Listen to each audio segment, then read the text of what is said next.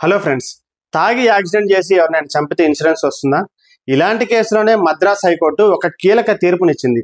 December 30, 2017లో Rajasekharan అనే 37 ఏళ్ల వ్యక్తి రోడ్డు దాటేటప్పుడు ఒక వ్యాన్ గుద్ది చనిపోయాడు.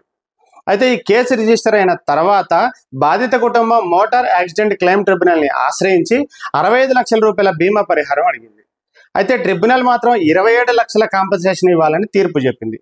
కానీ ఇన్సూరెన్స్ కంపెనీ వాళ్ళు మాత్రం డ్రైవర్ ఆల్కహాల్ తాగి నిర్లక్ష్యంగా డ్రైవింగ్ చేయడం వల్లనే యాక్సిడెంట్ అయిందని, ఈ బీమా కంపెనీ రూల్స్ ప్రకారం డ్రైవర్ తాగి యాక్సిడెంట్ చేసిన కేసుల్లో మేము కాంపెన్సేషన్ ఇవ్వమని తప్పించుకున్నారు. దీన్ని ఛాలెంజ్ చేస్తూ బాధిత కుటుంబం మద్రాస్ హైకోర్టులో అప్పీల్ చేసింది.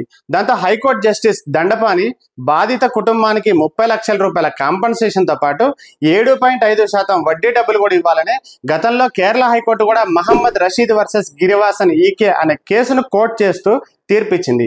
ఇన్సూరెన్స్ పాలసీలో డ్రైవర్ ఆల్కహాల్ తాగి ఉండకూడదు అని రూల్ ఉన్నప్పటికీ బాధితులకు పరిహారం ఇవ్వాల్సిందే అని తేల్చి చెప్పింది.